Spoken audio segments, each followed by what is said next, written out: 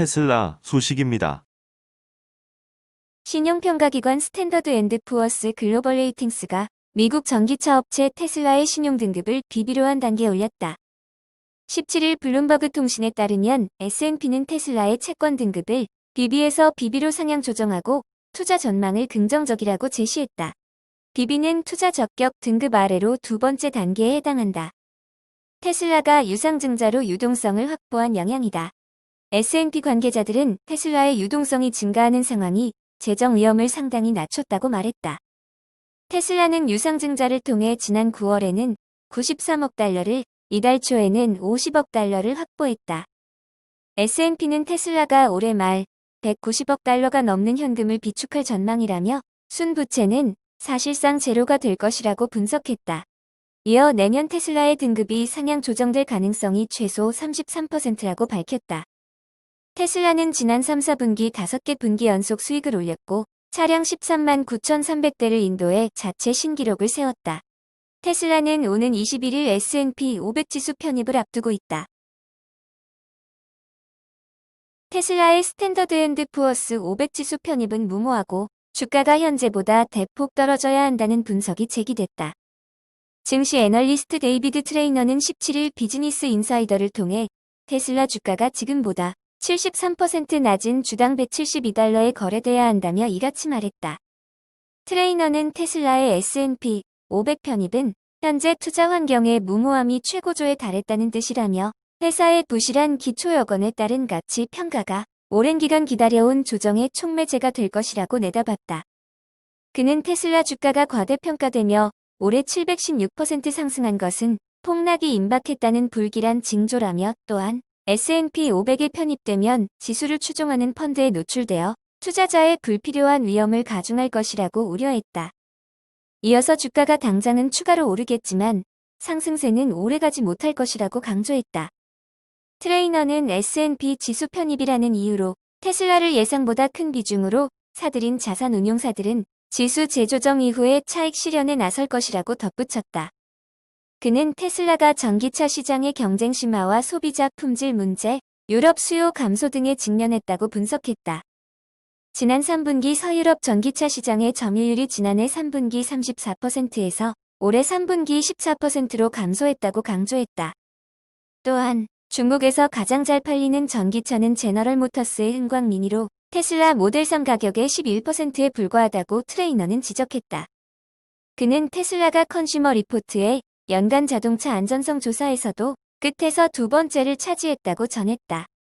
트레이너는 테슬라는 기술적이고 감정적인 지지를 모두 소진하면서 주가를 아찔한 수준까지 끌어올렸을 수도 있다고 말했다. 니오 소식입니다. 다이와 시큐리티즈는 중국 전기차 섹터에 대한 커버리지를 다음과 같이 게시했다. 니오 투자 의견 매수 목표 주가 59달러, 엑스핑 투자 의견 매도 목표 주가 32달러, 리오토 투자 의견 보유 목표 주가 33달러로 게시했다. 케빈 LAU 애널리스트는 상기 중국 전기차 세 종목 중 리오토와 엑스팽 주가가 펀더멘털 대비 높다고 발언했다. 리오토가 전기차 주행거리 목표를 내놓았는데 이로 인해 소비자들이 동사 전기차 배터리 성능과 안전성을 우려하고 있다고 설명했다.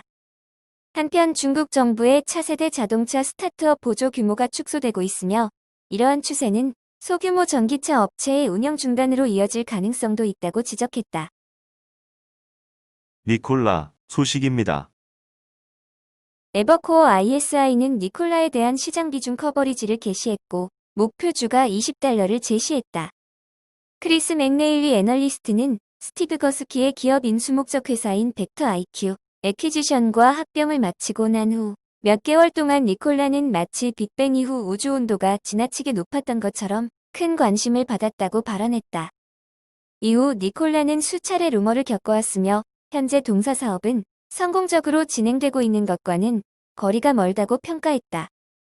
그럼에도 불구하고 당사는 니콜라에 대한 커버리지를 게시하며 동사의 수소전기차 사업에 대해 조심스럽게 낙관적인 전망을 제시한다고 강조했다. 동사의 수소차 사업은 초창기에 있는 수소차 시장을 지켜보려는 소비자들과 투자자들에게 독창적인 가치를 제공할 수 있다고 분석했다. 애플 소식입니다. 올 3분기 글로벌 스마트워치 판매량이 전년 동기 대비 6% 상승한 것으로 나타났다. 애플은 전체 스마트워치 시장 판매량의 약 절반을 차지했고, 삼성은 전년 동기 대비 판매량이 약 60% 늘었다. 시장 조사업체 카운터포인트 리서치는 2020년 3분기 글로벌 스마트워치 판매량이 코로나19 팬데믹 상황에서도 성장세를 이어가며 전년 동기 대비 6% 상승한 것으로 나타났다고 17일 발표했다. 애플은 전년 동기 대비 점유율이 2%포인트 상승하며 점유율 28%로 1위를 지켰다. 보고서에 따르면 애플이 지난 3분기에 자사 최초로 $300 이하의 중저가 제품으로 출시한 애플워치 SE가 소비자에게 긍정적인 반응을 보인 것으로 나타났다. 화웨이 역시 신규 출시한 제품과 어린이용 제품이 선전하며 시장 점유율 2위 자리를 지켰다. 삼성은 갤럭시 워치 3을 성공적으로 출시하며 3위에 올랐다. 카운터포인트 리서치 연구원은 애플은 3분기 $23억 전년 동기 대비 18% 성장한 매출을 기록하며 전체 시장 매출의 거의 절반을 차지했다면서, 삼성은 2020년 상반기 프리미엄 부문에서 애플에 다소 밀리며 정체된 모습을 보였지만 3분기에는 갤럭시 워치 3을 런칭하며 반등에 성공했다고 설명했다. 삼성은 매출 기준으로 전년 동기 대비 59% 상승하며 성장 모멘텀을 확보한 것으로 보인다. 지역별로 보면 중국 스마트워치 시장 규모가 7분기 만에 처음으로 미국을 제쳤다. 애플워치 4 시리즈 출시 이후 뚜렷한 성장세를 보인 미국 시장은 지난 2018년 4분기 이후 꾸준히 선두를 유지해왔으나 이번 분기에서는 중국의 선두 자리를 내줬다. 어린이용 스마트워치 점유율이 70%를 넘었던 중국은 이제 일반 스마트워치 시장에서도 성장 모멘텀을 확보한 것으로 분석된다. 전 세계 시장의 약 4%에 불과한 인도 시장의 판매량은 전년 동기 대비 95% 성장하며 중동 아프리카 및 남미보다 큰 시장으로 성장했다. 임 연구원은 인도 시장에서는 이미 인도 소비자들에게 친근한 중국 브랜드인 리얼미가 스마트워치 신제품을 출시했고, 현지 브랜드인 노이즈도 급성장하는 모습을 보이고 있다면서, 인도 시장은 코로나19에서 회복되는 내년 말부터 본격적으로 성장하게 될 것이라고 전망했다. 마이크로소프트 소식입니다.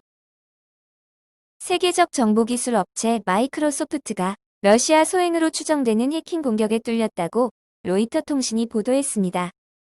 보도에 따르면 마이크로소프트는 해킹 통로로 지목된 솔라윈즈의 네트워크 관리 소프트웨어를 사용한 것으로 알려졌습니다. 얼마나 많은 이용자가 이 같은 소프트웨어의 영향을 받았는지는 확인되지 않았다고 로이터는 덧붙였습니다. 마이크로소프트는 자체 조사 결과 사내 시스템의 솔라윈즈 소프트웨어에서 악성 프로그램을 찾아냈다면서도 해커들이 회사 내 시스템을 이용했다는 증거는 발견되지 않았다고 해명했습니다.